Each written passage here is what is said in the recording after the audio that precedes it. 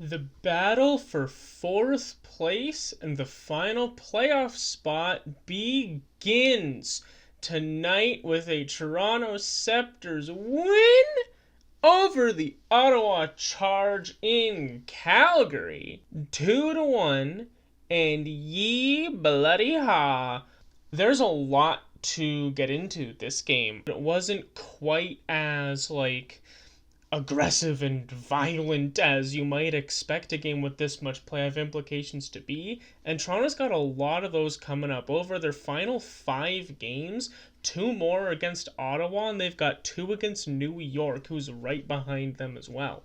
But in the first period, Toronto, they come out hot, they come out swinging, they hit the ground running, which is great to see because there have been enough games this season where they've started a little bit slow, so for them to come out as quickly against the Charge and as hard against the Charge as they did was really encouraging. They were getting a lot of zone time early on, they were getting a lot of pressure early on, and it paid off when 3.5 minutes in, on the rush, Blair Turnbull takes a shot. It goes off the toe of Gwyneth Phillips. Great save, but Maggie Connors charging to the net, stops up, and I think this does actually go off her skate or her leg, not her stick, but she didn't kick it or nothing. She was just stopping in front of the net, and it gets in behind Phillips, who was facing out to Turnbull, and really quickly, really early in the first period, Toronto's got a 1-0 lead.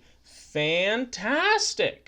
The rest of the period, Toronto, they were getting a lot of pressure. Ottawa didn't even get a shot until 8 minutes into the first period.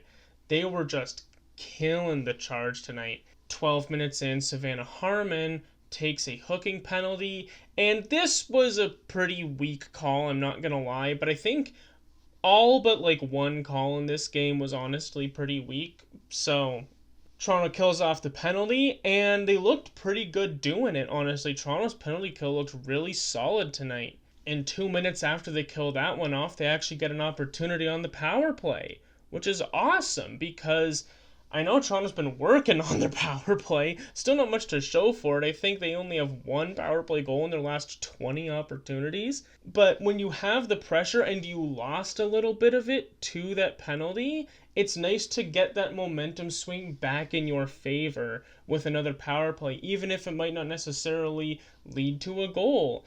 It is cut short. They only got about a minute worth of an extra woman, because Jessie Comfort took a goaltender interference. She was trying to slip in kind of between Ottawa's defense and Phillips and just strayed a bit too close to Phillips and knocked her down. The power play was honestly, though, looking pretty solid the way it was setting up. They got pressure, they got zone time, and it just was cut short before they could get any big solid chance.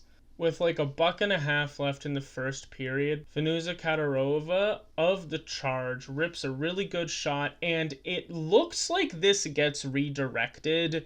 It's credited to Katarova still, so it might have gone off a Sceptres player. Maybe they can't really see who it hit off of, but it seems like it changed direction on the slow motion replay. But a great shot from the top of the circle, gets by Kirk's glove, and we go into the first intermission tied at 1. Unfortunately, we would also go into the first intermission with Toronto being down a defender when Ali Monroe kind of fell awkwardly. She took a bit of a hit or had a collision. Her leg just didn't bend quite right. She struggled to get up. She needed a help to the bench from Shelbin. She did not return to the game. Monroe has already had an injury to her lower body this season. If you remember, very early in the year, she went into the boards funny and she was placed in LTIR. So I'm really hoping it's at the very least not the same leg. So hopefully she's okay. Toronto's got a 10-day break between this game and their next one.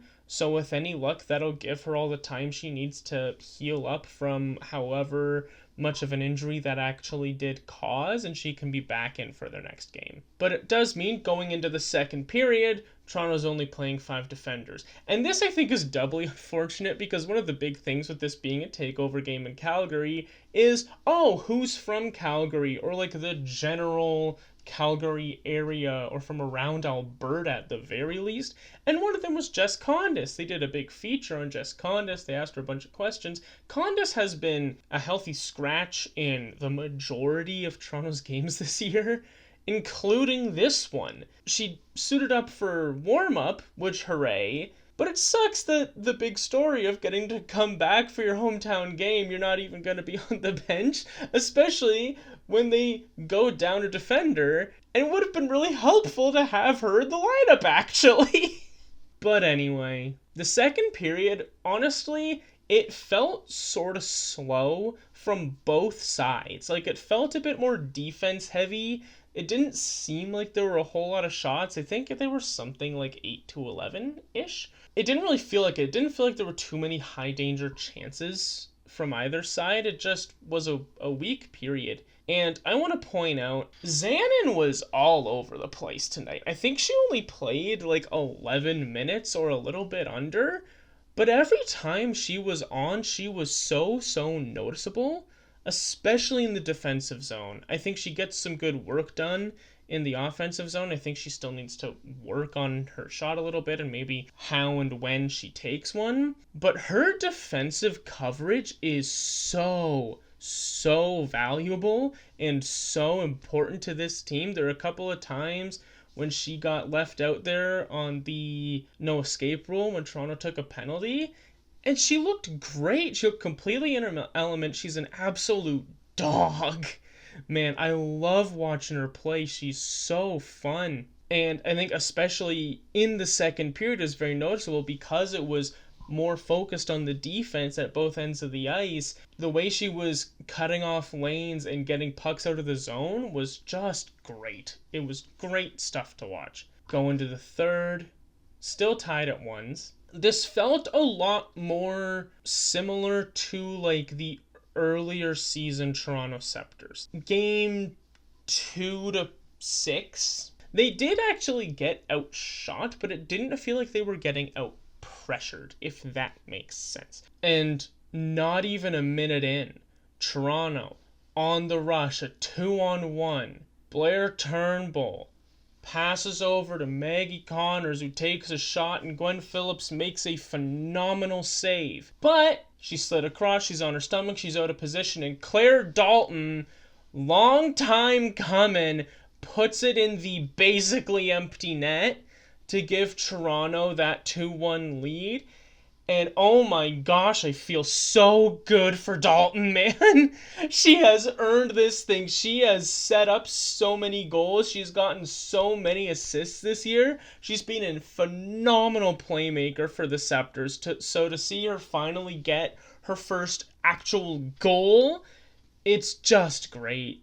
And I want to say, one of the reasons I think it maybe felt like Toronto was getting more pressure or maybe more high danger chances than Ottawa is it really felt like they were taking advantage of Ottawa's mistakes and their like defensive lapses and that type of thing. There were a lot of intercepted passes. There was a lot of weaving in behind defenders by the Sceptres this game that led them to a lot of open ice and a lot of really solid chances on Phillips. It's really nice to see that type of stuff when they're getting those high danger chances, because one of the big criticisms of the Sceptres for a bulk of this season is their shots haven't felt that dangerous. It's been a lot of perimeter play. It's been a lot of hesitation and an extra pass where they don't need one. So, while that maybe hasn't gone away entirely, being able to work in closer to the goalie and being able to get behind the defense bodes well for their capability to at least make it to those high danger areas and get off those shots that are dangerous. With 4 minutes left in the third period, Clara Van Weeren took a high stick. This was probably their best penalty kill all season, and about as good of a penalty kill as you can get, short of removing it with a jailbreak goal. They weren't letting Ottawa get anything done. Absolutely nothing. I don't know if Ottawa even got a shot on this penalty. They couldn't get into the zone, and when they did, they couldn't stay in it for any meaningful length of time. It was always cleared, and the clears they got all the way down the ice, but they were slow enough. They were fast enough that a defender couldn't catch up to them, but slow enough that they wasted like the maximum amount of time possible for Ottawa's power play.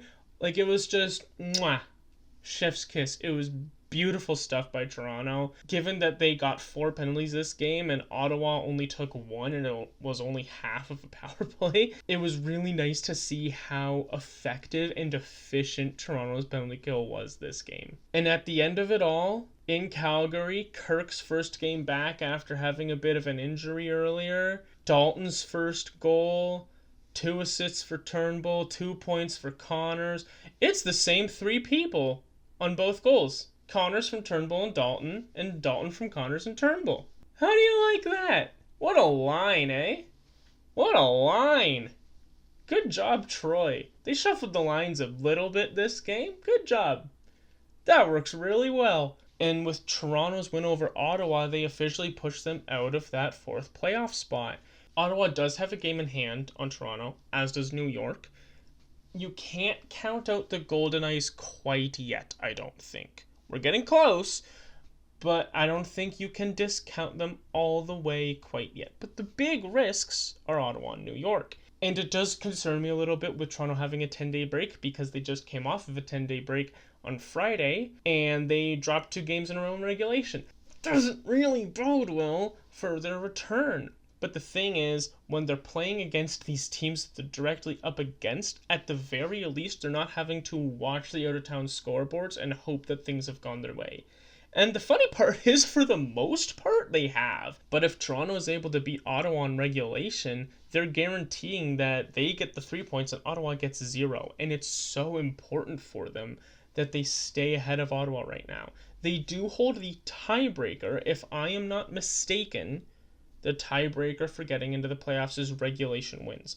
And Toronto does have more regulation wins than Ottawa. But obviously you don't want to sneak into the playoffs in a tiebreaker. This game had a lot of positives for the Sceptres. And that they can continue to work with those positives and use that to really get some heat going over however many practices they're going to have for the next 10 days. Hopefully Monroe is able to get better over the next 10 days and they can come out swinging when they return from this break. That is it for this video. Thank you very much for watching. Click like if you enjoyed it and subscribe if you want more. Yeehaw!